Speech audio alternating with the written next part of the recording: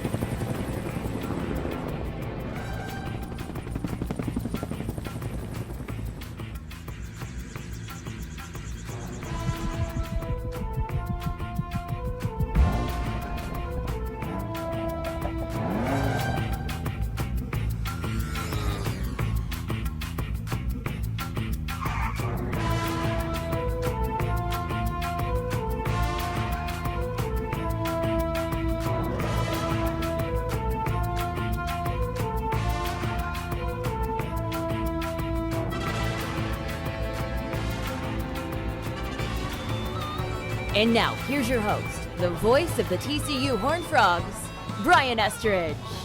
Welcome into the Friday edition of Frogs. Today is our football intensive Friday, and man, do we have a lineup for you. We'll roll through that list for you because we got guys like Tim Brando that are going to stop by. Bill Snyder's going to be here. We've got our panel of experts.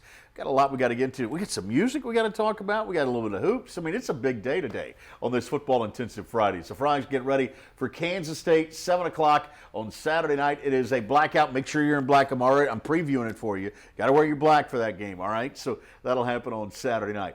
As we've been doing on Fridays, it's kind of become Quarterback Friday as well, as we bring in some of the legendary signal callers here at TCU.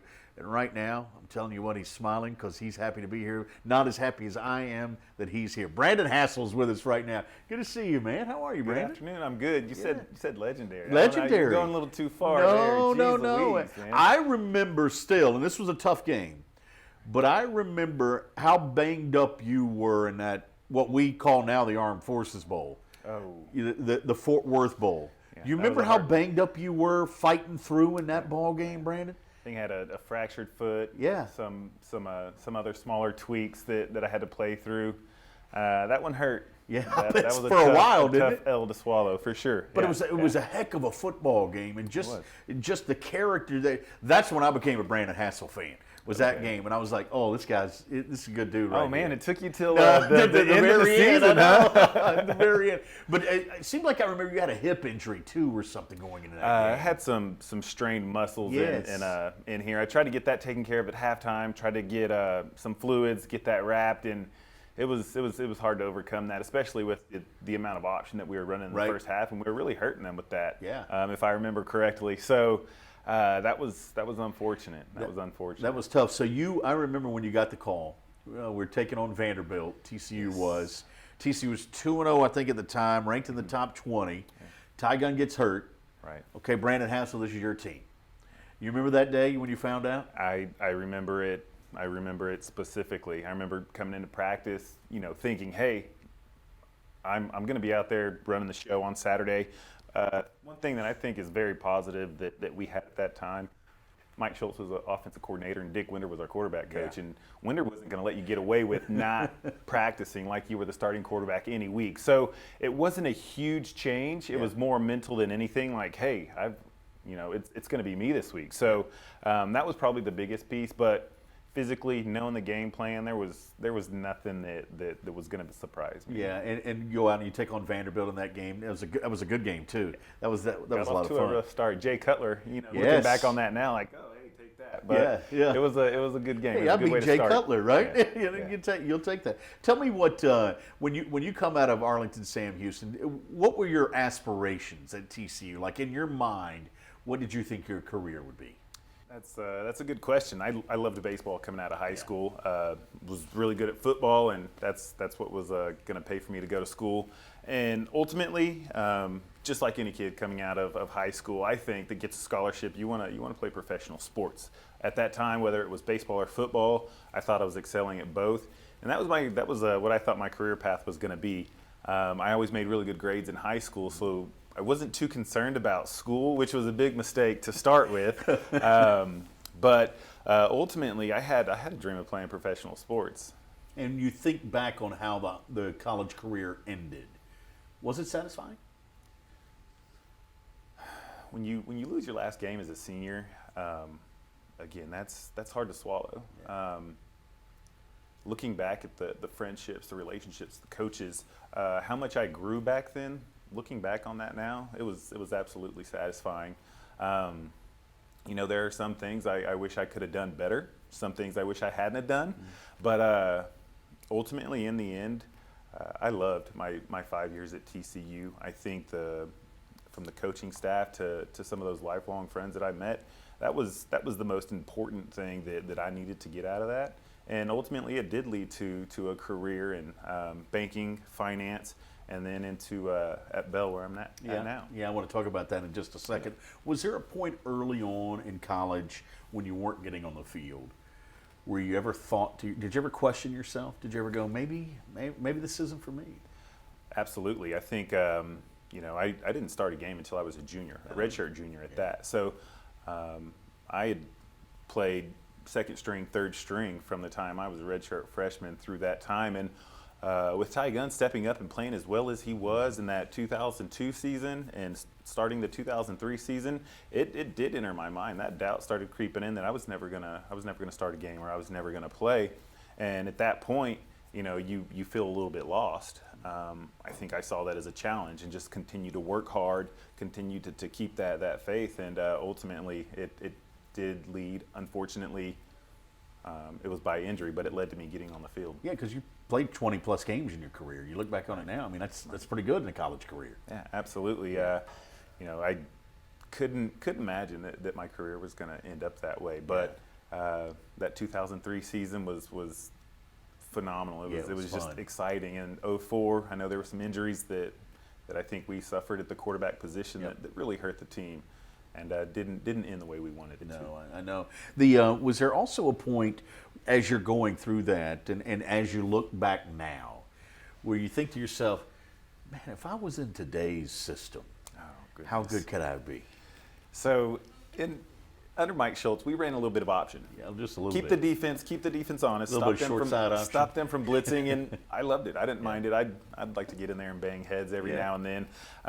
The system they run now, similar to what I ran in high school. Right. Get out 4 wide, 5 wide, air it out. Not all the RPO that you see that we do, but just airing it out. And I think our offensive coordinator, Coach Riley, is doing a great job with Max, and I'm loving seeing the strides that he has made. But playing in a system like that, I think that's a quarterback's dream. You guys are kind of similar games. You think about it, your game and Max's game, you both could throw it, but you could also run it too. I mean, you were a dual threat. He's a dual threat. It's not, and as you said, you like to bang heads. Now he can be physical, but I mean, you're very similar, aren't you? Yeah, absolutely. I think so. I think the game has changed a little bit. You want to protect the quarterback a lot more, and especially just being the leader, being the general out there on the field offensively. For me, I think I was a little bit reckless at times, but instead of taking the hits, I was going to dish them out if I could. Good. I love it, man. You talked about your career because you did have a long career already in banking, and now over at Bell Helicopter. Tell folks what you're doing over there. So I work on our military side. I work in sales and strategy. So I've been there for about 14 years, and for the last 3 years, I've been working proposals. Mm-hmm. So just Army proposals to the government, trying to rally our teams and get the company new business. What a great atmosphere that you're in there. I mean, you just think about it. It just bleeds patriotism. I mean, there's so many patriots in that building. I love that, man. Yes. So working on the military side, I get to work with a lot of former aviators, whether it's the Air Force, Army, Marine Corps, and that's one thing I love. Guys that come back after they've served their time, and they come and work for us, and they're subject matter experts. They've been inside the aircraft that we fly. They know how they perform, and so they're able to give us that information firsthand, and then advocate for us to any friends or people that they still have in the service. So from a patriotism standpoint, it's definitely a shot for us whenever you're in that position. I love that, man. I love that. Young family as well. Yes. Got a little daughter. How old is she now? And she's a little over 2 months. How about that? That has been exciting. Loving every moment of that. That's so, man. For sure. Proud of you, man. Proud of you as a father and a husband and what you're doing professionally. Proud of you as a Horned Frog, man. You're always welcome here. Good to see you, Brandon. Good to see you too. Thanks Brian. for coming by here. Brandon Hassell, one of the good dudes, always welcome here on our set at Frogs Today in the Flying T Club studios. Busy day today on this football intensive Friday. Coming up in a little bit, Tim Brando from FS1 is going to join us. He'll be calling the game Saturday night as the Horned Frogs get set to take on K-State. Remember to wear black for that one, 7 o'clock kick for it. But first, coming up next, we get some insight from Kansas State's point of view. Bill Snyder, the former head coach of the Wildcats, is going to join us, as will Wyatt Thompson, the play-by-play voice, Hall of Famer there at K-State. He'll be by. Coming up tonight, of course, at Showmeyer Live, you got 4-time Grammy Award winner Ludacris in town. It's been a big music week, as a matter of fact. Kesha was in town, and guess who was there? Frogs Today. Check this out. Ray Cartwright here with Frogs Today. We're here live right before the big Kesha concert tonight. We're going around asking students, what's their favorite Kesha song? Have they heard of Kesha either through TikTok or her songs before? And just how cool is it that Kesha is here playing TCU campus here tonight? Are y'all big Kesha fans? I was when I was like 12, but yeah, I still am. I personally made a dance to her song TikTok when I was younger, so I would say I'm a pretty huge fan. It's very cool. She's an icon, and I love her. And I know every song. Oh, yeah. Obviously. Yeah, obviously. I mean, TikTok, bro. I'm not, but I know some of her old music. I was back in the day, so still love her. Can you tell me a favorite song that y'all have that Kesha plays? I really like a lot of her older stuff, so like Blow or something like that. It's got to be TikTok. Yeah, it's gotta be TikTok. We Are Who We Are. That's We my Are. jam. I like We Are Who We Are, just going back to her original album, the OG. How young or praying? Now, speaking of the song TikTok, do you think the company TikTok stole that from Kesha? No. If they did steal that from her, if they used that, 100% they stole that from her. Probably. I would steal it from Kesha. She should have trademarked that. Yeah, she should have. It's Yeah, possible. it's very possible. possible.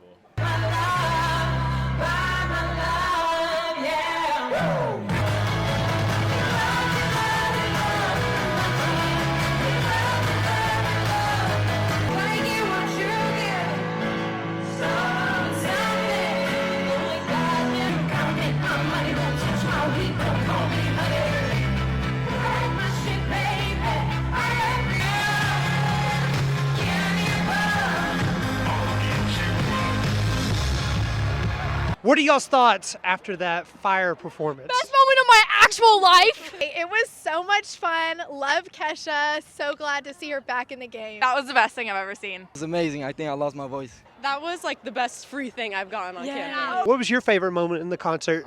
Just jumping around, just singing every song, just trying to vibe with everyone. I thought when she sprayed the champagne, it was awesome. When Kesha came on stage. When she came back on. Yeah, when she came back on. Yes. The encore. Any second that Kesha was on stage. It was awesome, man. Like, the vibe was there, the energy was there. I liked Blow whenever she had her gun and all the smoke was going off. That was pretty sick. Favorite song that she played tonight? TikTok, his favorite song. Timber. That's always a hit. So good. Dave's Hot Chicken is a cult favorite and now has 2 locations in Fort Worth, Bryant Irvin Road on I-20 and Berry Street at TCU, both owned and operated by Horned Frogs. Mention the Frogs Today show and get 10% off anytime and order online at daveshotchicken.com.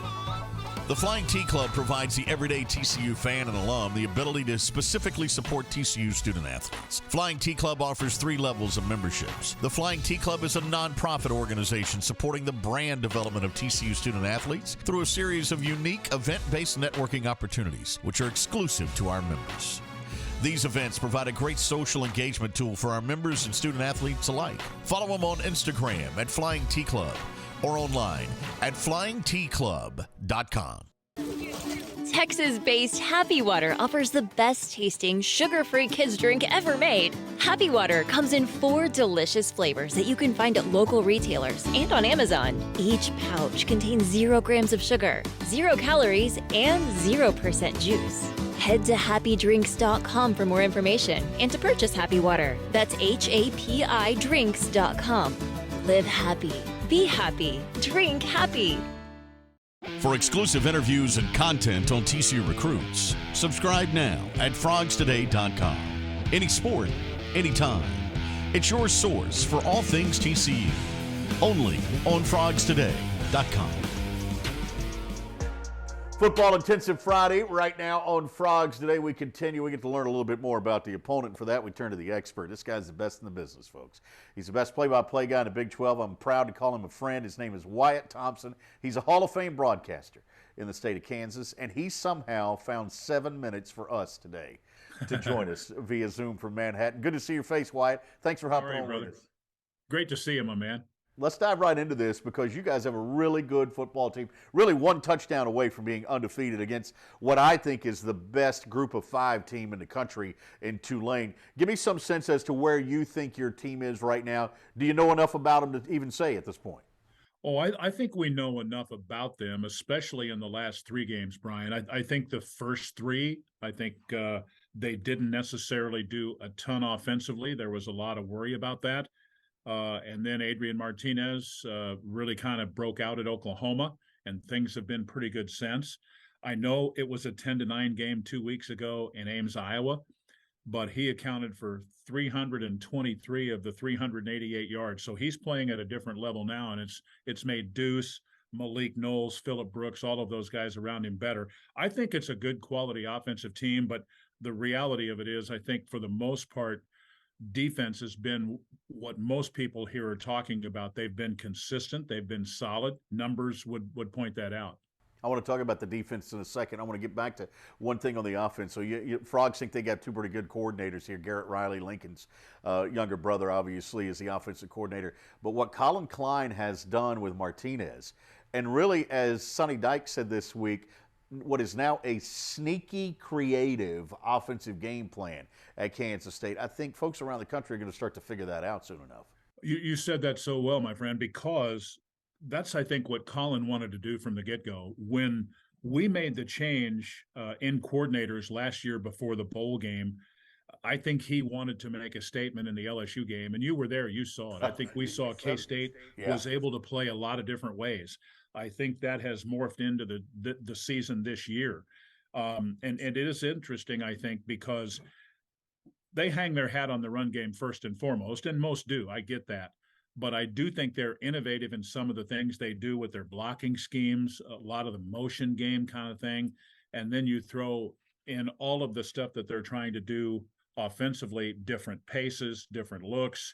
I mean, you can have 2 tight ends and a fullback in the game, or you could maybe have 5 wides. Some do that, but not everybody. Right. And it's been really solid for them, I think. And let's flip to that other side now. Defensively, it looks to me like the strength of this defense is that linebacking core. Austin Moore's as good as anybody is out there. You got 9 interceptions already, but 4 of them by those backers. That tells you a little bit about the pressure they're getting up front, doesn't it?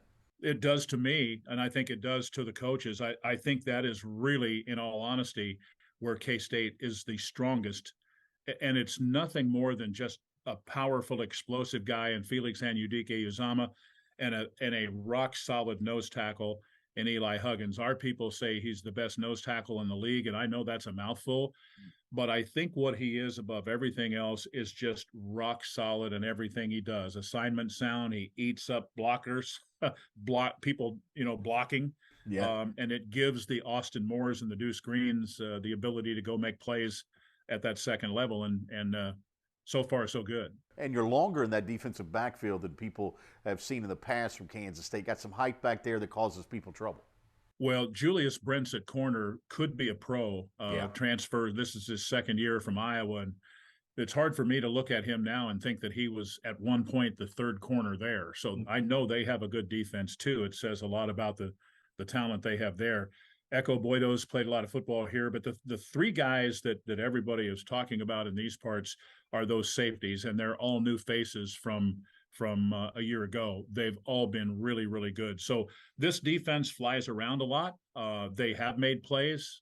They've done a really nice job not stopping, but slowing down run games. And I got a sense that they'll be challenged in a big way in this ball game. Well, I'll tell you what, and I know we got running out of time here, but special teams in this game always play a factor too. I mean, we can talk about the defense, we can talk about the offense.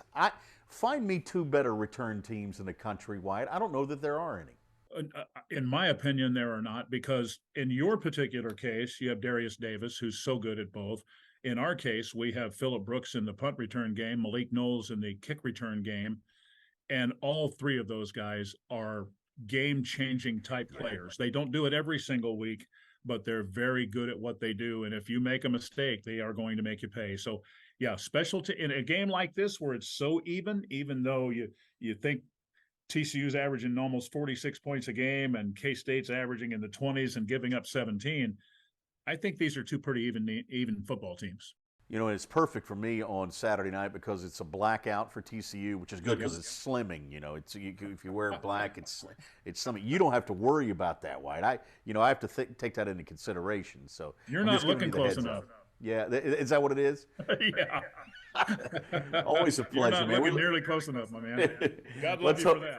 Hopefully we can break bread while you're in town, man. Always enjoy the time. You're the best, you know that. And if there's a better one in the country, folks, you're gonna have to find it for me because Wyatt Thompson delivers every week for K-State. Thanks for the time, Wyatt. You betcha. You're so kind. Thanks so much for that, buddy. Say hello to the water of tomorrow. Richard's Rainwater. Richard's Rainwater is 100% rain, refreshing, renewable, and the only ingredient we use in our water. Why rain? Because everyone deserves access to clean water, and rain is a 100% renewable resource available everywhere. Drink the rain. Save the planet. Shop now at richardsrainwater.com. Dave's Hot Chicken is a cult favorite and now has 2 locations in Fort Worth, Bryant Irvin Road on I-20 and Berry Street at TCU.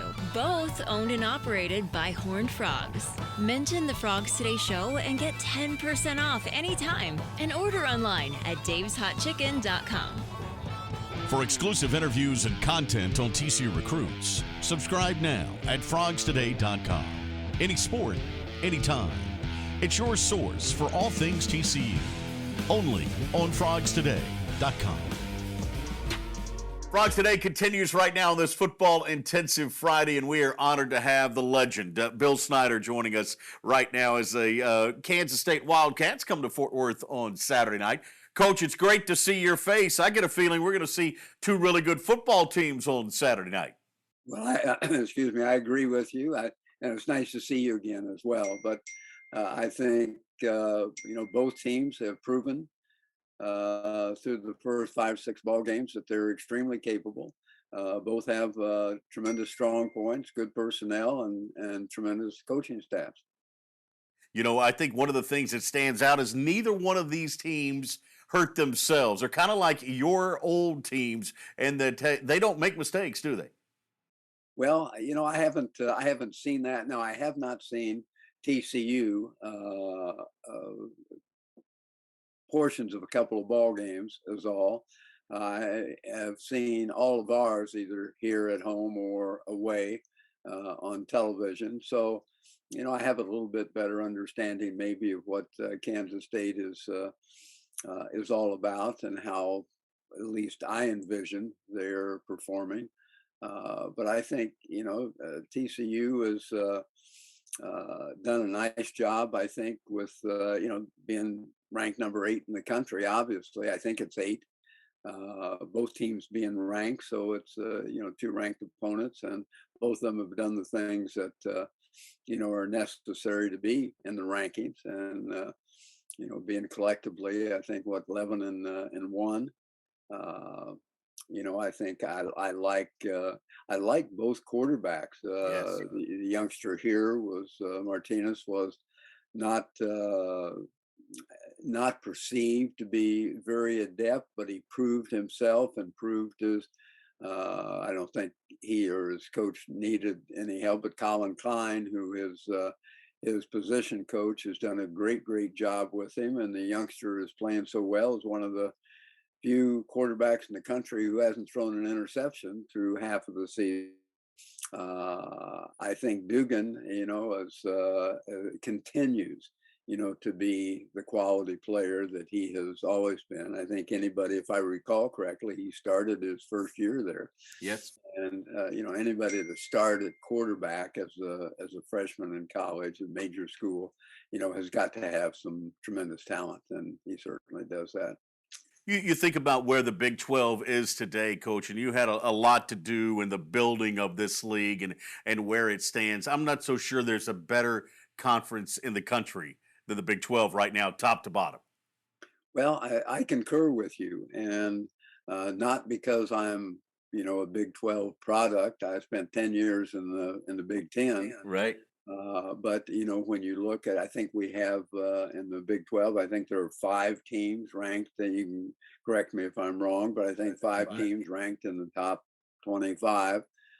Probably that's that's not bad by any stretch of the imagination. And I think I include one of the teams that's added into the conference. Right.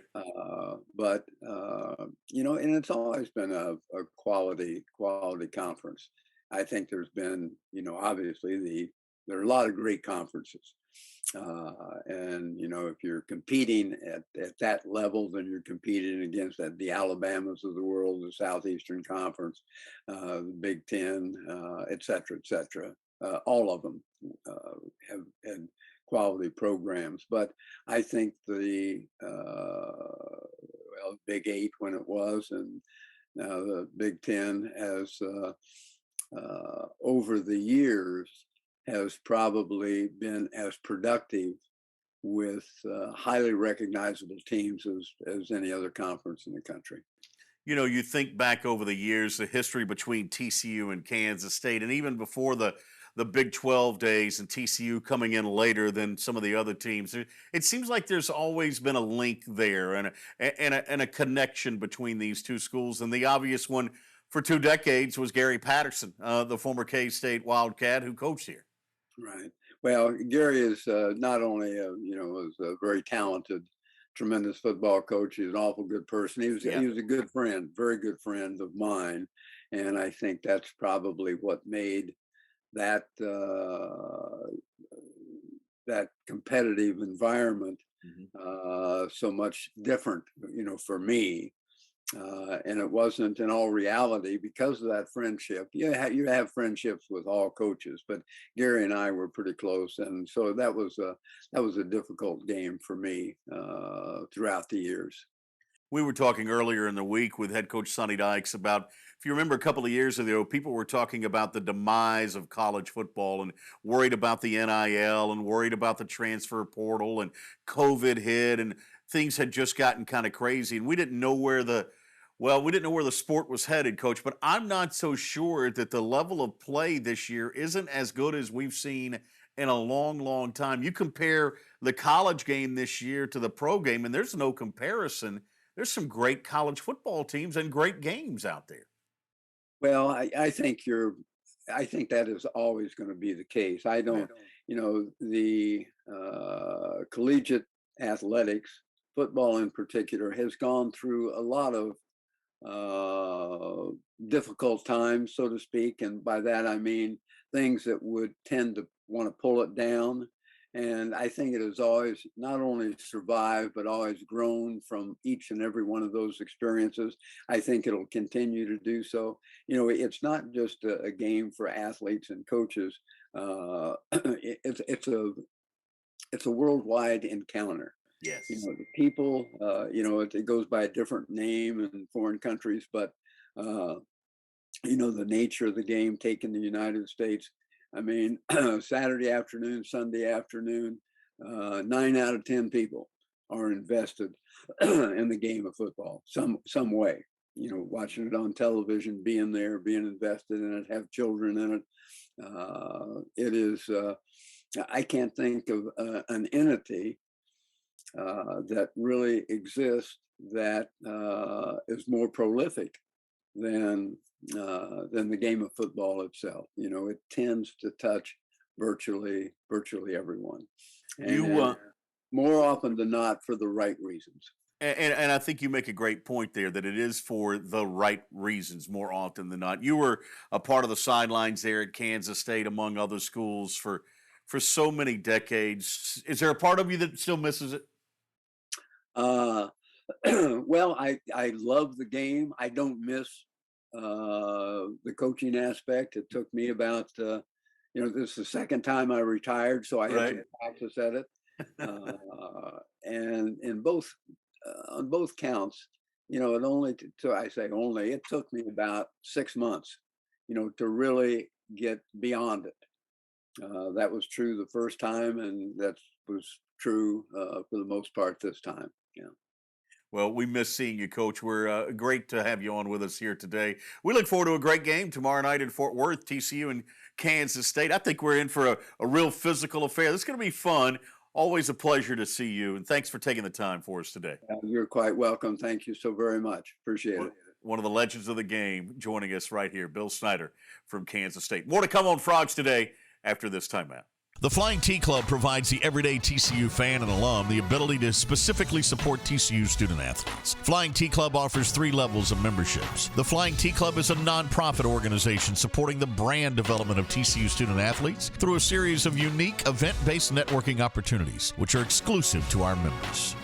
These events provide a great social engagement tool for our members and student athletes alike. Follow them on Instagram at Flying T Club or online at flyingtclub.com. Texas-based Happy Water offers the best-tasting, sugar-free kids drink ever made. Happy Water comes in 4 delicious flavors that you can find at local retailers and on Amazon. Each pouch contains 0 grams of sugar, 0 calories, and 0% juice. Head to happydrinks.com for more information and to purchase Happy Water. That's HAPIDrinks.com. Live happy. Be happy. Drink happy. Football Intensive Friday here on Frogs Today continues right now with one of the legendary voices of college football. This guy, I'm honored to have him on the show with us. You talk about a pro's pro. Tim Brando is that. He'll be making that short drive from Shreveport over to Fort Worth to be here with us on Saturday night for the Frogs and Kansas State. And Tim, good to see your face. Thanks for taking the time. I tell you, this looks like it's going to be a fun matchup on Saturday night in Fort Worth. Yeah, Brian, I'm pumped for this one. I always enjoy coming to Fort Worth. It's a drive. It means I don't have to go to a place they call a terminal. Terminals aren't good for you. No. And especially when you got a number 18 that's undefeated against a number 17 team that probably thinks it should be undefeated and is still very much alive in the not just the Big 12 race, but I think potentially the college football playoff race. It makes for a lot of excitement. So I guess the only downside for TCU fans might be that the game is not on Fox; it's on FS1. But there's this thing called the National League Championship Series that is on. So you're just gonna have to settle for Timmy B and cable. Okay, a place where I've spent a good bit of my career over the years. Boy, I tell you, man, you've had some great times on cable. I still remember the days with the Braves, and you go to Raycom obviously for years. Yeah. And tell me what do you still get charged up for games like this? Do these games still excite you? Oh God, yes. I wouldn't be doing it. I think if I didn't have the same level of energy, enthusiasm, adrenaline flow, all that. I hope that comes across to people when Spencer and I are on the air. We're genuinely having fun. Every game is a new experience. It's live sports television, which is why I got into this business. I spent it's been a great run, my career, no question, Brian. And I think a lot of people would love to have the experiences that I had both in the studio as well as on games. But I did spend a lot of time in sterile studios, hosting halftime shows in between games and post games. And, there was an article about my friends Ernie Johnson and those guys doing the NBA Inside the NBA show. And I was one of the very first hosts of that thing. And I was up until 2:00 in the morning, after playoff games on TNT, basically auditioning coaches that were about to be fired or future basketball analysts about to retire until 2 o'clock in the morning in Buckhead in Atlanta.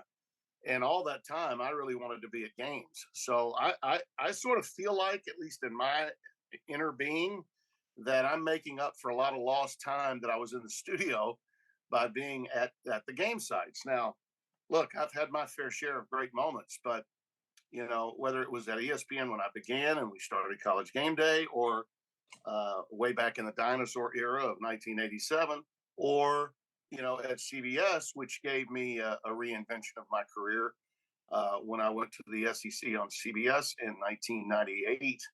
I started hosting the College Football Today.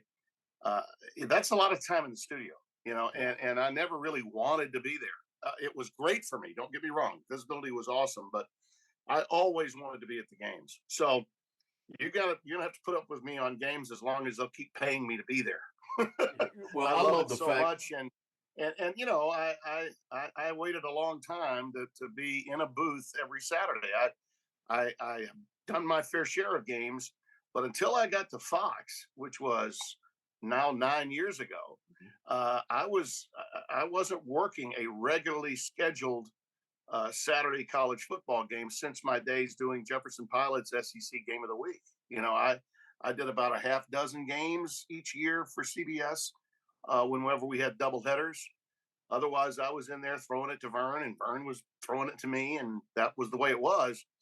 And I did my fair share of NFL games during that period too. But I was always chomping at the bit to get out every week and have a crew and have an analyst that I loved. And Spencer and I now have been together for 25 years at two different networks, and that's something we're both really proud of. Yeah, I was going to bring that up, that how fortunate you are, the relationship that you have with Spencer Tillman. It obviously carries on with great chemistry on the air, but I mean, just the relationship that y'all developed off camera is pretty special, isn't it? Yeah, he's got 4 daughters. I've got 2 daughters. He's about, I think, 8 years my junior. And when he was actually still playing and trying to make the Oilers team a second time as a free agent after he had been on the 49ers team that won the Super Bowl, he auditioned with me to be an analyst while I was still at ESPN towards the very end of my time at ESPN. He was working in the offseason at Channel 2 at KPRC in Houston. Back when players actually had other jobs in the offseason, back in that day. And it really went well then. And then a couple of years later, who knows? He's out of football. He's working at WABC in New York. And CBS needed to replace Lou Holtz and Craig James after my first year in the studio with them. And there he was. Terry Ewert, the executive producer, knew about him, had produced a lot of NBC games when Spencer was playing, knew he wanted to do TV. And Terry was our executive producer at the time. He brought him over to work with us. They had no idea we knew each other.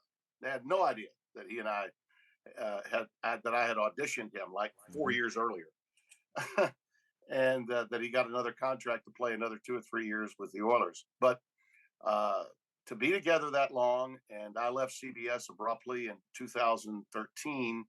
He stayed for that year in 14, my first year away to Fox, and then his contract was up. And as it happened, Joel Klatt, who was working with me, got elevated to the number 1 unit with Gus when Charles Davis left to go work the NFL. They were moving him from college football to the NFL. So we needed a guy. And they actually asked me, did I have any ideas? And I said, yeah, there's this guy back in New York that I worked with on Saturdays I'd love to have. And they brought him in, and we've been together now. This is his 8th year at Fox after we spent 16 years together at CBS. So 24 of the last 25 years, we've been connected at the hip.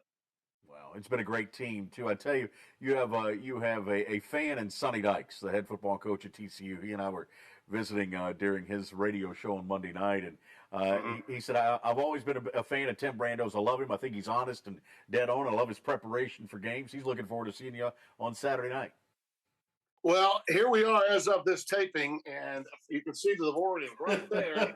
There it is. Sunny part of the work. It'll look like an F paper by the time we get through with our meeting, which I think this is airing on Friday, right? So, yep.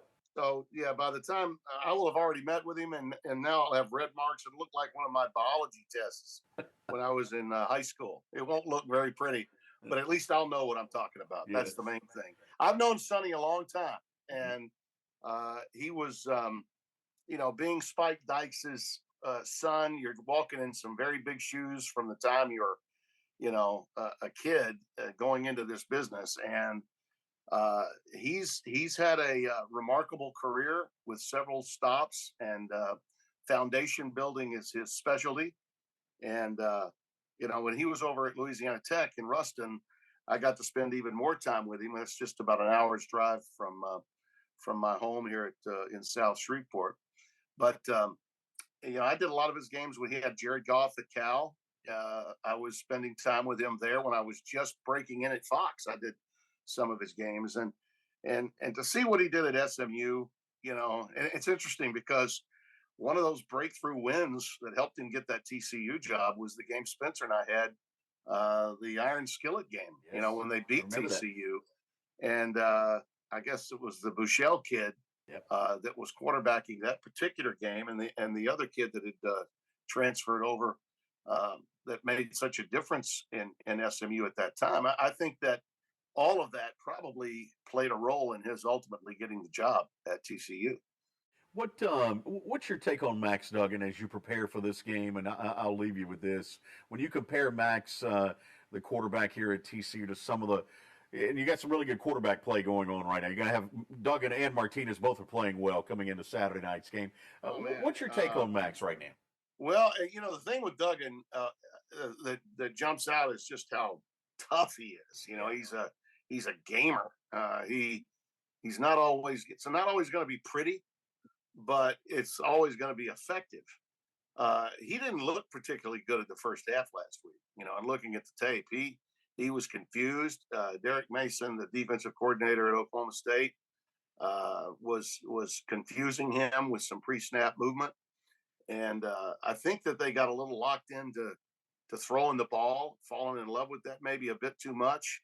So, at halftime, the adjustment was made to, get downhill and start running and make sure that, DeMarcado and others were getting, the opportunity to run the football. And once that happened, then the passing game got going. Yeah. And it made it easier for them to get to Johnston, who's his big play guy. And the thing about him, the stick-to-itiveness, I think. Yeah. The last time, Brian, we were in there was the game right after Gary was fired. That week, Jerry Kill came in, and that was a really very emotional time. Yes. And they were just trying to find a way to piece together a team to play against arguably the best club in the league at that point, Baylor, who had a lot at stake. If Baylor doesn't lose that game, they go to the playoff. Think about that.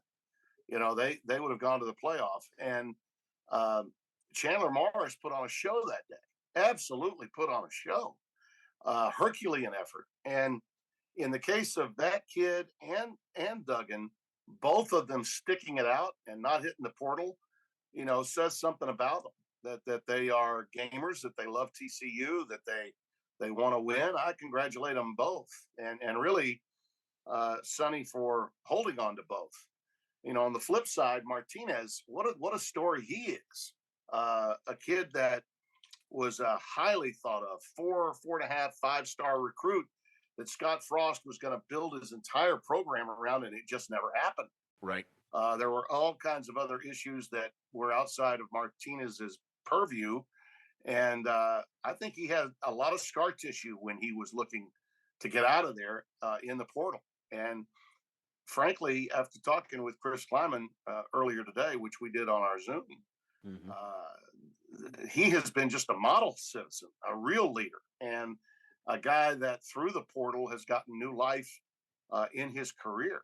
And that's going to be the story in this game, by the way, will be, can Duggan back up that second half performance, last week, and have a solid 60-minute game, not just one half, but both halves, against the Kansas State defense, which is always good, always has great defensive backs. it won't be as easy to be successful in the passing game against K-State's defense because their back end is really good. Yeah. And then the other factor will be can TCU, who's been yielding a lot of yards between the 20s, gotten tough in the red zone, can they stop Martinez from being a highlight show? That kid has been a human highlight film at the quarterback position all season long. I think his only poor performance really was against Tulane. Other than that, I mean, what he did to Oklahoma sent them spiraling into the depths of despair. And I think when he made that unbelievable run in the OU game, and remember, this was a 6th-ranked Oklahoma team at the time. Oh, right. Right. And he just, it was almost as if those 4 years at Nebraska that have been such a burden was just lifted off his shoulders. And he was like, now I can play. You know, now I can go. Yeah. And so I think those two guys are going to be the real key elements in this game. Yeah, he's looked like a pro of late. I'll leave you with this. How's that beautiful left-handed swing? How's your golf game right now? You know, it's funny. I had not played since August, and I went out a week ago Tuesday. We just did a $4 million renovation at the course where I live, Southern Trace in Shreveport. And it's in great shape, but we didn't get to play it for 6 months. During the off season last year, I didn't get to play on my home course where I live until after the 4th of July. Well, it's in great shape. I'm like a kid in a candy store. I want to go out every day if I can, but generally Tuesday mornings are the only time I can get out. And, you know, it's funny. As you get older, as long as you keep the ibuprofen popping, okay, and swing easy, low and slow on that take back, you actually hit it better when you haven't played in a while because you're just so happy to be out. That's right. And I threw up a 39 on the front and a 40 on the back, and my goal is always to break 80. You know, if I can break 80, I feel like I've had a great day. And so, yeah, it's low, slow, and better. I love it. You know, after you've had a little time off. I love it. We're looking forward to a great night on Saturday night. Horned Frogs and Kansas State. Tim Brando will be on the call along with Spencer Tillman. Thanks for carving out some time for us. Sure does mean a lot. I look forward to seeing you Saturday. Happy to do it. And yeah, for Christ's sakes, make sure you stop by. I got a lot of friends there. I get there early because I want to be at JJ Henry's setup, his tailgate. Yep, his tailgate. Oh, yeah. I don't ever want to miss JJ's tailgate. And, you know, it's just great to come back to TCU all the time. Got a lot of friends there, and I'm always happy to be in Fort Worth. There he is, the great Tim Brando, joining us here on Frogs Today. Coming up, it's our panel of experts. We'll break this game down even further. TCU number 8, Kansas State number 17, when we continue with Frogs Today after this timeout. Simply the best barbecue in Fort Worth. Dine in, catering, or drive-through. 2900 Montgomery, just off I-30. Remember, the best barbecue in Fort Worth is at Railhead Smokehouse. Say hello to the water of tomorrow. Richard's Rainwater. Richard's Rainwater is 100% rain, refreshing, renewable, and the only ingredient we use in our water.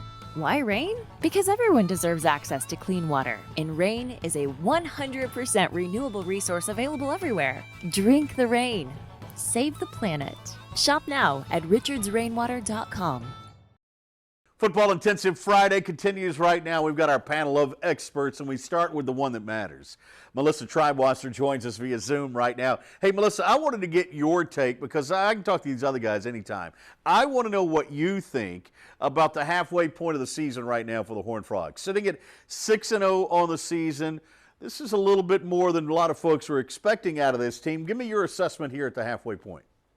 You know, I think it's really important to keep things in perspective. You know, I keep telling people, if you had told me at this point TCU was 2-4 or 3-3, I probably would have accepted that if you saw the improvement and you saw kind of the slow build and there was reason to have hope in the future. And to be 6-0 at this point with 3 straight wins over ranked opponents, bowl eligible already is kind of heady ground for TCU fans, I'm sure. And so while I think it's appropriate to change your expectations from maybe 7-5 and 8-4 to wanting something more than that, if this next stretch of schedule does not go quite as well as the first stretch, I think we have to be okay with that too, because you can obviously see the signs of something special being built in Fort Worth. And you think about where you are at the halfway point as far as injuries are concerned, starting to build some depth, and the consistency that you've been able to have on the offensive line, defensive line, things of that nature. That does bode well for a pretty bright future for this year, doesn't it? Oh, absolutely. The fact that TCU has stayed, knock on wood, this healthy to this point, I think is a great sign for what they're doing in off season. And we heard that word nutrition thrown around so much at Big 12 Media Days and early part in the season. And you're saying the dividends really pay off, I think, now at 6-0. So depth is going to be critical. Losing Marcel Brooks for the season obviously hurts that at the linebacker depth.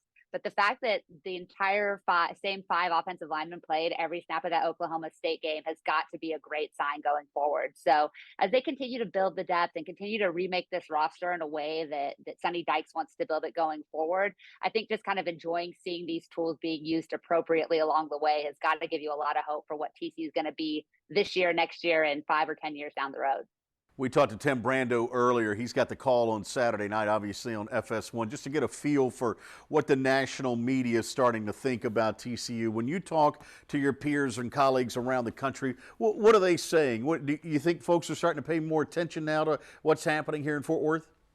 Well, just the fact that the national media wants to talk about TCU, right? I mean, this has been a program who hasn't been a national program really since 2017. And so you're seeing these big name guys, these national reporters come into town to want to cover games, to want to be a part of what TCU is building. And I think Sonny Dykes kind of flinging open the access to the program early on has also kind of invited more scrutiny in a positive way. So when you can open the doors and say, please come on down and talk about TCU, and then you can back it up on the field, that's got to be a great sign again for TCU going forward. So yeah, I mean, it's fun to be a fun football team, a team that national folks are excited about talking about, that people around the country, it's college football fans are talking about. You can't turn on a radio show, a sports talk show, a podcast without hearing them bring up TCU if they're talking college football. And so I think last week, obviously, a lot of the shine was on Alabama and Tennessee for good reason, but the Horned Frogs have a chance to really make a statement Saturday night and to continue that narrative of this is not just a team that has Big 12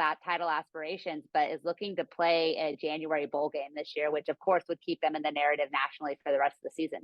4th straight ranked team now for TCU as an opponent. I mean, this is the gauntlet you got to get through with Kansas State. What are you thinking on Saturday night?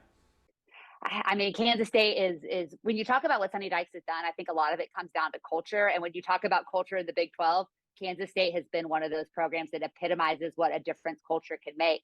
But I think the thing that's different from this Kansas State team and some of the ones that we've seen in the past is just the talent level, the speed on both offense and defense. They have a 6'4" quarterback. It's a transfer from Iowa, a guy that's really going to be able to play Quentin Johnston in a way that nobody else has done. And then Deuce Vaughn is just frankly one of the most dynamic players in all of college football. So Adrian Martinez is going to be the difference maker, which Adrian Martinez shows up. If he can protect the football and be accurate when he's asked to throw, then Kansas State's going to come in and have a really great shot to pull off the upset here. But TCU's playing with a lot of positive momentum. I think they're really excited about what they're building. They know how important this game is with the national spotlight and primetime game tuned to them. They've got the blackout, another sold-out stadium. I think the atmosphere in the Carter is going to be pretty electric, and I think TCU is going to show up ready to play. I don't know why I need to bring these three guys in. Come on in, fellas. These guys are going to show up now. We've gotten all the info we need from Melissa. Hey, let's leave with this. What are you working on FrogsToday.com? What can folks find there from you right now? Hey, if you want to hear the Kansas State perspective, did a great interview with Luke Thompson from Bring on the Cats. That's up and live on the site now. Always my Monday morning quarterback piece is something I really enjoy doing, and it's been a lot of fun to write these last 6 weeks. So we'll look forward to seeing you guys check those out. Luke gave us a great podcast interview, so you'll definitely want to hear from him as well. All right, you're the best. Melissa Treibwasser joining us here, FrogsToday.com, part of our panel of experts. The other three guys are with me right now. You know these guys. You know Coach David Bowden. He's alongside. The man in the port-colored pants. That's right, baby. That's right, is Jeff Wilson and Drew Davison. Good to have him with us here on set. All right, Drew, here's the rule. You can't talk unless you got the football in your hand. Yes, all sir. Right? I'll walk through it a little bit with you, and we'll get the process down, okay? Let's start with that. All right, let's start with Kansas State, and let's talk about the success that they've had so far. 6-1 on the year. Chris Kleinman's team doesn't make mistakes. They don't turn the ball over. They don't get penalized, and everybody's talking about the offense. But Coach David Bowden, it's the defense that makes this team go, isn't it? Yeah, it sure is. Coach Klanderman was with Coach Kleiman over at North Dakota State, and really that toughness that you get on offense, translates over to the defense or vice versa, but it's just a tough, hard-nosed football team. And this defense will start off and give you all kinds of fronts. They start off in an odd front. They've got the big nose guard in there, Elijah Huggins, who's really an old, true two-gap style guy who kind of keep the pressure off the linebackers. Elijah Moore.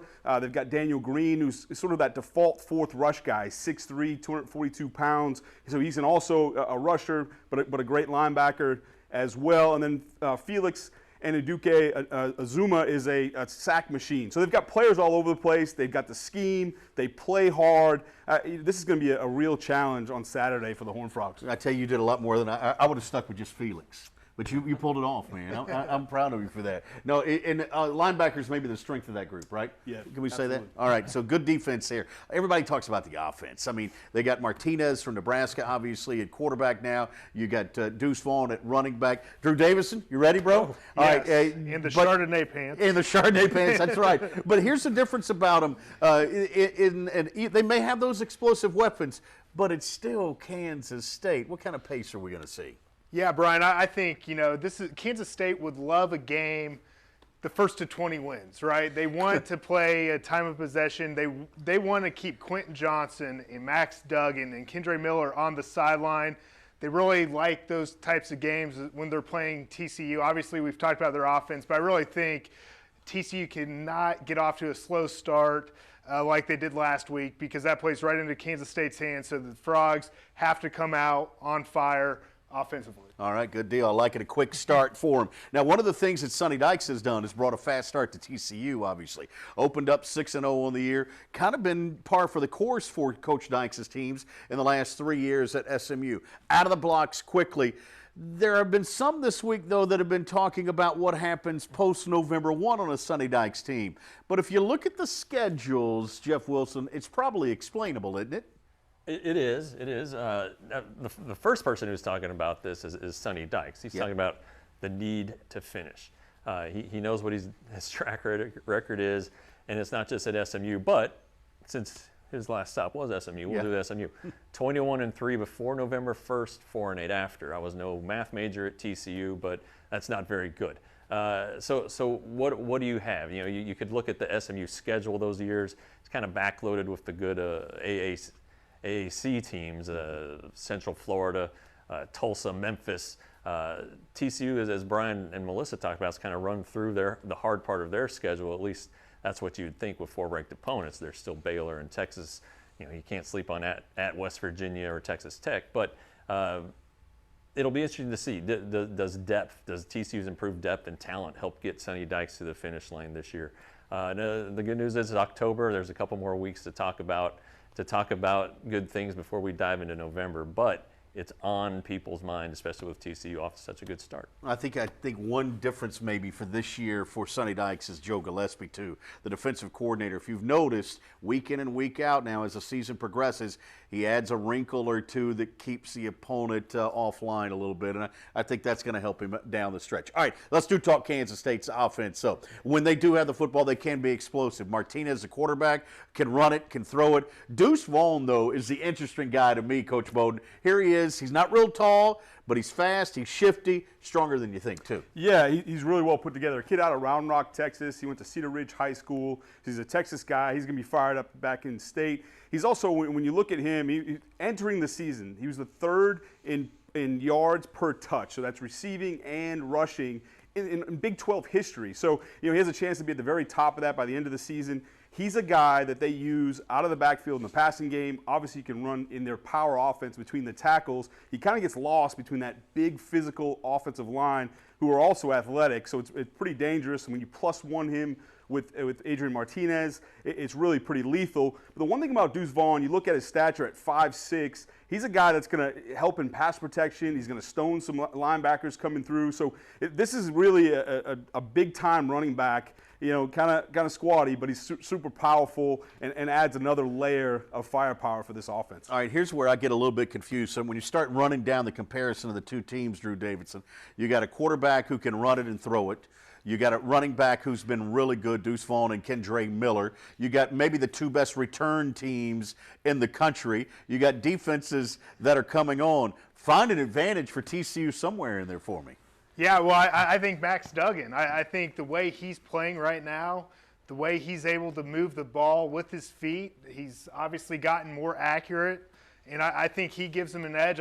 Martinez has obviously played great for Kansas State, but I think TCU has the quarterback edge, and I don't think anyone saw Max Duggan doing what he's doing these first 6 games other than myself. Yeah. I was on the Max Duggan train there you go. Back in spring ball. But no, in all honesty, I think the way Max Duggan has played and is leading this team, there's just a belief, and especially the fourth quarter comeback last week. I just think that he will be the difference maker come Saturday. You know, when you think about Martinez, you look at his numbers, and Coach Bowden backed me up here, just 4 touchdown passes on the year. They're getting it done predominantly on the ground, where Max is doing both right now for TCU. All right, Jeff Wilson, I got one other thing for you before we get into our predictions. Slide on up here, because this is important stuff now. Frogs are 6-0. Yep. You got Kansas State, who's 6-1. The eyes of the nation are on this matchup. Okay. Who cracks? I don't know that either one cracks. I just think that some team is going to come and make a play, and that's doesn't necessarily mean that a team's going to make a mistake. Just some team is going to make a play, and you saw TCU make a lot of plays. They have home field advantage. You know, the Kansas State last game against Iowa State, it was at Iowa State, 10-9. Kansas State made a lot of mistakes. You know, they had the fumble in the end zone with the receiver going in. I think they missed a couple field goals, so they can't play like that. They are coming off a bye. Sometimes those byes, while they make you feel better, they take you out of rhythm. And I think if TCU starts fast, maybe they catch Kansas State flat-footed, and maybe that could be the difference in the game. Stay right there. I want to know your prediction. What do you got? You know, I think a couple things. TCU has talked about starting fast. You know, they fell behind early against Oklahoma State. They came out flat in the second half against Kansas. So I think that's a priority. I think they'll start fast, and I think they really understand that Kansas State is going to minimize their possessions. So TCU is going to try to use a lot of tempo, try to keep Kansas State on the field, try to keep them from substituting. So I think if they're able to successfully accomplish those things, I think TCU walks out a winner. I'm going to go somewhere in the 31-23 range. All right, let me see you mesh with see you mesh with Coach Bowden there. I like it. All right, Coach Bowden, what do you think here? What do we got? Well, I think it's 2 offenses that are trying to do the similar things with their quarterbacks, meaning continue to change the launch point of their quarterback, right? Whether that be different drops or you know, throwing behind the tackle, sprinting out fully, all those things. I want to get them on the move. But I just think with the environment, the blackout game at home, I think TCU takes this one 32-24. All right, toss sweep to Drew Davison. Let's go. Let's see what we got. What do you think? No fumble. That's right. I like TCU as well. I think they're going to start fast, and I think they're going to jump out to a little bit of a lead. K-State's going to hang in there, make it interesting in the end. I don't have it as high scoring as these two. I'll go 23-16. It's been 23-16. I like it. It's been 360. I like it. 360 plus games since someone's returned a kick on Kansas State for a score. That ends on Saturday. Horned Frogs win big, 31-7. TCU takes care. Yeah, you heard it. 31-7. TCU takes care of Kansas State Saturday night. Hey, thanks to all these guys for coming out here. Drew Davison, obviously, who's with us now at frogstoday.com. We got Jeff Wilson, of course, Coach David Bowden, to Melissa Treibwasser as well. Thanks for being a part of this show here on this Frogs Today. We talk a lot about football today, obviously, getting you ready for that game on Saturday night. There was another big event that happened in the city of Fort Worth that we at Frogs Today want to make note of. Check this out, where the Mamba Foundation built a brand new basketball court for our friends at Hope Farm earlier in the week. Here's a look at it right now. Have yourself a great week. We'll see you Saturday for pre- and post-game shows, all live here at frogstoday.com.